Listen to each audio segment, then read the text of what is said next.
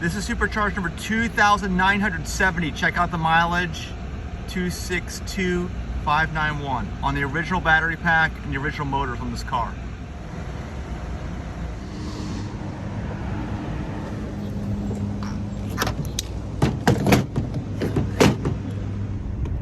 Hey everybody, it's Mike, digitalnomad.net. We are driving here in the Tesla thanks to Autopilot, and I want to make this video because Tesla just released a kind of a press release on X, formerly known as Twitter, in response to some inaccuracies in the press, and we're going to talk about it and kind of go in depth. So Denise is going to read bits and pieces, well, the whole thing actually. We're going to pause from time to time and let me know your comments down below also about what you think about this kind of stuff. So go ahead, Denise. Is it Reuters or Reuters? Reuters. Reuters published an article that leads with a wildly misleading headline and is riddled with incomplete and demonstrably incorrect information. Okay, now let's talk about Reuters. They are a news service like Denise and I were talking earlier. They release stories so that to individual papers across the globe so that they don't have to write their own stuff and have their own staff, right? And so this released all over the place earlier this year, 2023. The latest piece vaguely and nonsensically suggests that there are thousands upon thousands of disgruntled Tesla customers. It's nonsensical because it's non-factual. The reality is Tesla's customer retention is among the best and highest in the industry. Here's the misleading headline. Tesla blamed drivers for failures of parts it long knew were defective. Sounds bad. It sounds really bad. It sounds really bad, but it's not true. The reality, which is buried in the article, Tesla paid for most of the 120,000 vehicle repairs under warranty. And here's the manufactured story. Okay, but hold on a second. So apparently Tesla says, yes, there were 120,000 vehicle repairs. Is that right? Yeah, Tesla is saying that? Under warranty. So Tesla paid for them and is not blaming the customer. They actually had warrantable issues with their suspension.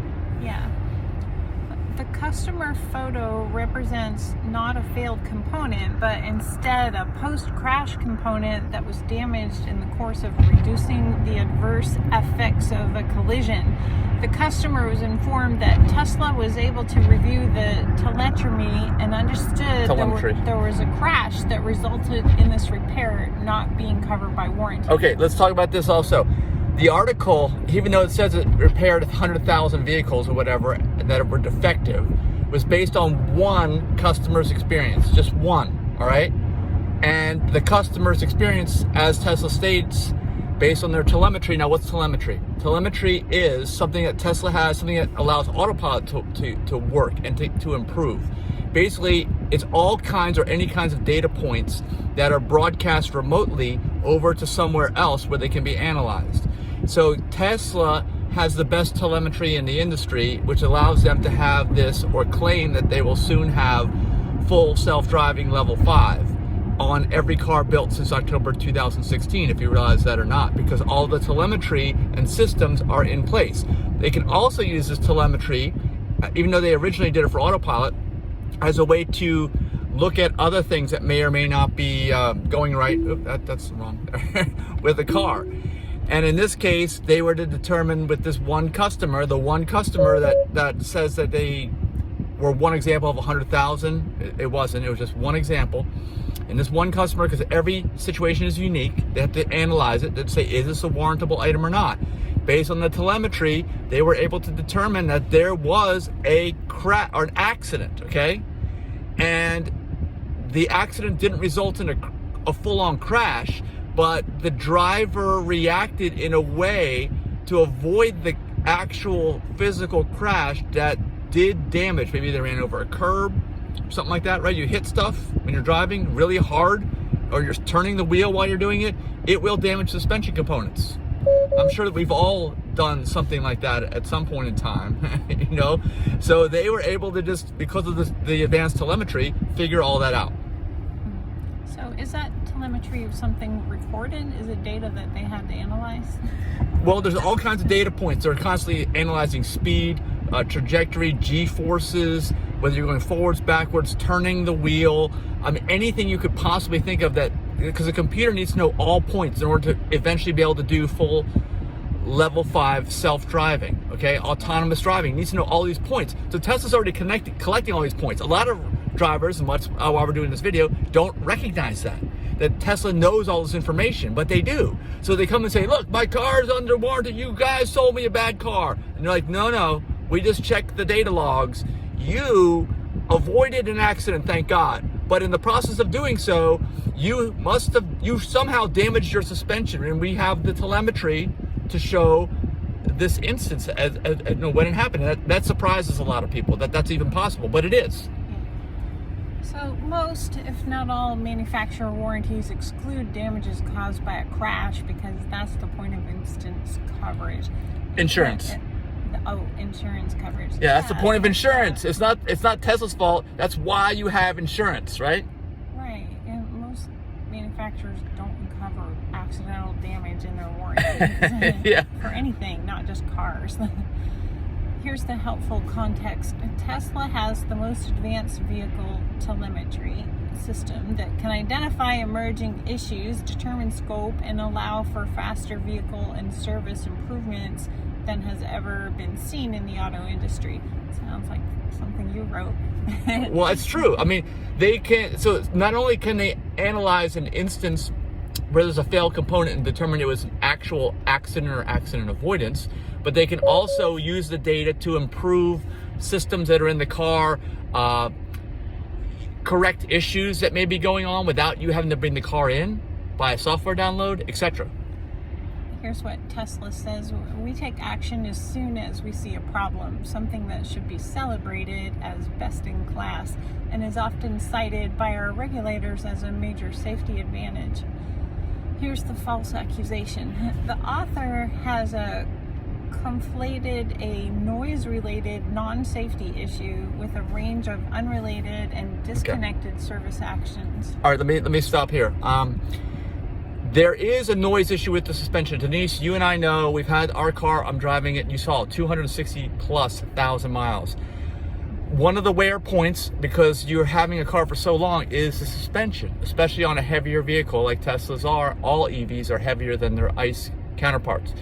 And one of the things they do on Teslas is try to make it so that you do not have to do any maintenance. Now, in the course of doing that, they don't have any grease fittings on the suspension. One of the components in the front of the car is the upper control arm. Remember how we had an issue where it sounded like a wooden suspension? Mm-hmm. The creaking? Yeah. That was the upper control arm bushing that had gone bad because there's no way to lubricate it. So I know that they've revised the design several times and the newer ones last longer, and they probably did the same thing on the Model 3 or whatever model that was, where they replaced some of these gratis under warranty. So they're confusing, like I said, that one customer's issue with an actual issue of creaking suspension and improving their parts, which they have done, and some of them were probably replaced for free. Now, if you check our channel, you can find out how to grease that. I showed how to do that, okay, in a video. So you actually have to get a needle fitting for your grease gun, poke a hole in the little rubber bushing cover, and then you fill it with grease and you plug the hole. Okay, so it lasts a lot longer if you do that, as long as you catch it in time. But anyway, that's all it is. It's not that complicated. It's not like, oh my gosh, I have defective suspensions. No, they don't. If it's noise, it's a normal wear item over time, especially if you don't have grease fittings, and these do not come with grease fittings, these front upper control arms, and those are the ones. The front wheels are doing all the turning and moving up and down and turning, not like the rears. The rears last way longer because they don't turn. Contrary to the article's statements based on erroneous data, Tesla is truthful and transparent with our safety regulators around the globe, and any insinuation otherwise is plain wrong. Tesla principles. Our service technicians and advisors diagnose, maintain, and fix our customers' cars efficiently and are not incentivized to profit off of customers' repair needs. Okay, let's talk about that. We've had some discussions recently that Tesla, if you didn't know it or not, first of all, they don't advertise. Let's talk about that. Reuters. Who pays Reuters bills? They're advertisers. Paper companies. Right. Advertisers. They're advertisers. So the papers, the journals, the magazines, the automotive publications, they all say what their advertisers want to say, pretty much. and they will try to throw Tesla under the bus as much as they possibly can. So that's why. So why would Reuters say this? That's why. Because Tesla doesn't pay any advertising dollars. Another thing is no dealers. There are no dealers. There are only service centers. Okay, and there are collision repair centers, all owned by Tesla. No middle person. The role of the middle person, as we've learned with a dealer, and if you've ever had a car, and that's why I want Denise involved in this, she's had a car, they're always saying, oh, well, we recommend this service for you, we recommend this, but there's no recommendations for Tesla, really, basically none, okay? And they don't want to clog up their service centers, they want people in and out as fast as possible, so they only want to fix cars that actually need fixing. They don't have time. They're trying to build as many cars as they can. They don't even have any inventory. It's not like they have their lots piling up with unsold cars. They're constantly selling them. They constantly want them in for repairs, especially warranty work. Get them done. But if you have a car that is not in need of a repair, they have zero incentive to make a repair for you, right? Or to tell you to pay for something. You're only going to pay for something that is absolutely needed, and they will not inflate the price of that repair either. You may have heard that there was a Kia, I think it was, electric vehicle, and it needed a new battery out of warranty. The dealer quoted them $60,000 to replace the battery pack on this Kia, okay? Because why? They're a dealer. It's not Kia Corporate is quoting them that, and Kia Corporate was outraged. They're like, wait a minute, we know that's more than the whole price of a brand new car. We know that, okay? That's not the going rate. That's what the dealer can gouge in the service department, because the dealers make all their money off the service departments. Tesla's outside of that paradigm, but they will gouge their customers. You know this, Denise, right? Yeah. They'll always try to get you. They'll try to upsell you for repairs too. When you go in for a brake job, for example, they'll want to flush your transmission and change your oil and change out your shocks and everything else. On Tesla, they will not do that. You make an appointment for your one item and they don't upsell. And they even tell you if you need another item repaired, or if you ask us within 24 hours of your appointment, that will not be possible at this visit. Yeah, you have to reschedule. Tesla provides our service employees with excellent compensation and benefit packages. They don't work off commission like at other dealers who are incentivized to upsell or overcharge their customers. I know there was a Honda dealership in Erie that didn't even pay its technicians unless they were actually working. If there were no cars to fix, they weren't getting paid. So yeah, it incentivized the techs to try to sell people stuff they didn't need. You may or may not know this, but mechanics are commissioned salespeople. Okay, listen to that. Let me say it again. Mechanics are commissioned salespeople. I didn't understand that either the first time I heard it, but it's true, and it's because of what Denise is saying. Okay, that's the way the dealers are structured. The service departments of these automotive dealers and even independent shops are structured usually the same way as well. Tesla doesn't do that. They're in a totally different paradigm on so many levels. We can go in. We had a discussion yesterday about how many different paradigms Tesla is in that don't match up. Okay, this is another one. We didn't even talk about this yesterday. They're not in that commissioned mechanic salesperson paradigm, which is very powerful. You hear all the time, like, oh, I look for an honest mechanic. Well, why do you have to look for an honest mechanic? Why is it so hard to find one? Because, I gotta draw. Because of my telemetry just determined I wasn't paying attention. They were right. Because they do that because, okay, you have to look for an honest mechanic because the whole system is rigged against you. And Tesla is trying to convey, and that's why we're making this video, because they didn't do that good of a job of it, I don't think. They don't have a press department, another thing. So we're their press department. But they're trying to convey that you don't have to look for an honest mechanic at Tesla. That's what they're trying to convey, because they're all honest. The best service is no service. When service must be done, we fix 90% of the problems, 90+% of the problems without even needing the customer present, either through over-the-air updates or with mobile service. Mike just drove off the road so you can turn the autopilot back on. Mobile service. Service at a customer's house or workplace. Yeah, that's really cool. They have those mobile rangers come out and fix your problems. To see Tesla's approach in action, one can refer to this maintenance study from earlier this year. Tesla was named the cheapest luxury car brand to maintain. That was an article published on Yahoo. I saw the link to that. This cherry-picking approach to journalism results in missing the truth, which is a pattern in many of the negative articles about Tesla. Using one customer's one-sided version of the events as the universal experience of all customers paints a false and misleading picture of Tesla. In reality, for every upset customer, there are hundreds more who are thrilled with their Tesla and eager to repeat their business.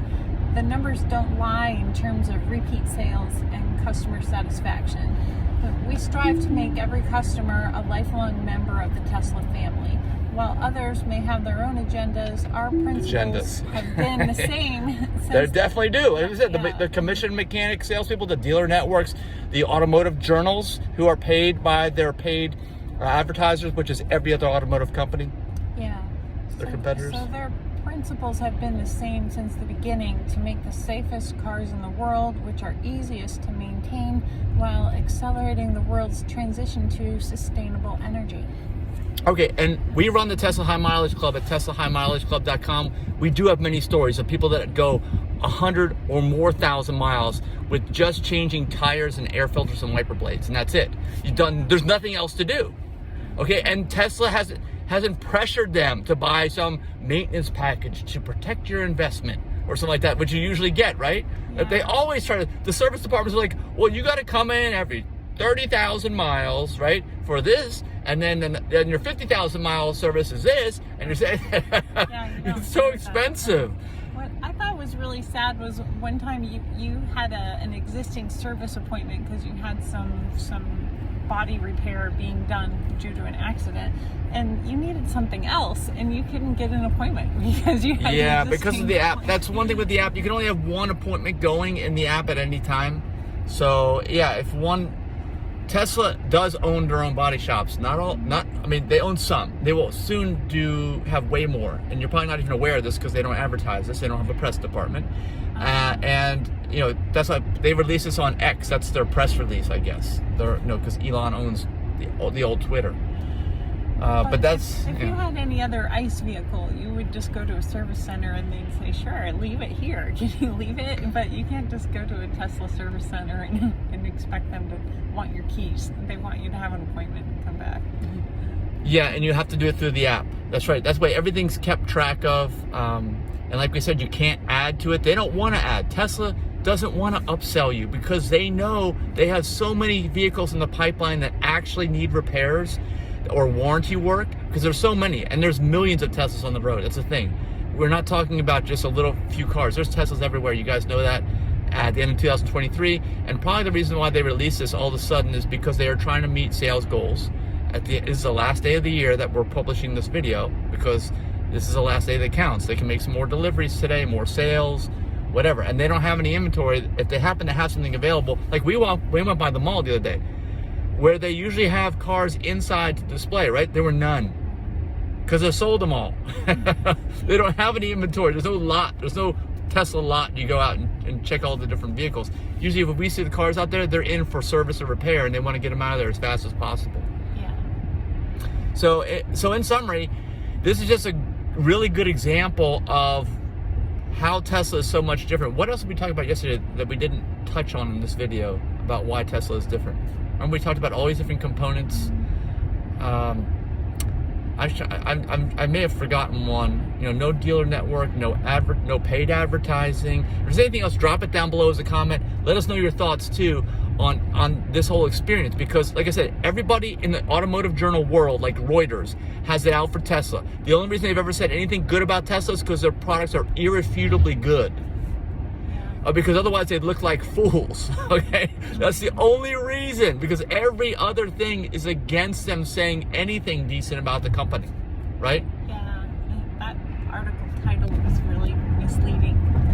They're just trying to sell papers and get more paid advertising from all the other automotive companies, and it sure appears that way, doesn't it? Yeah. When you see that article? Clickbait. yeah, and basically everybody's like that. I mean, it's the whole automotive. It used to be that the automotive journal business was, I guess it always was slanted in favor of the manufacturers because they just give them more cars to test or buy more advertising. But now that Tesla's around, that whole paradigm of automotive journalism has been turned upside down.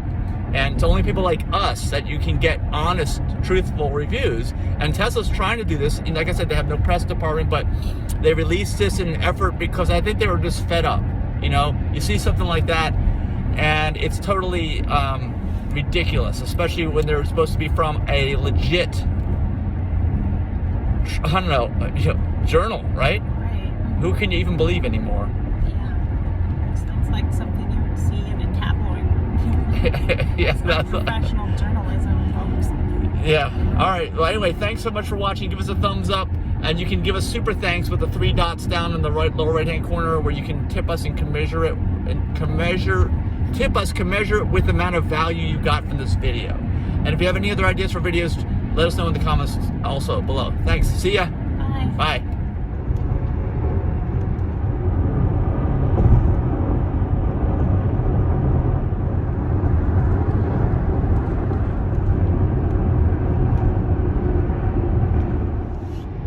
I also think it's ironic that in recording this video, the telemetry that was talked about there in the Tesla response is what got me put in autopilot jail there. Okay, it actually works. It really works. We obviously weren't paying attention, and it got us, right? So I just want to show you, this is not made up. It's not a bunch of BS from Tesla. They have the most advanced telemetry systems in their cars, and they know way more than you think they know. So don't try to fool them, basically.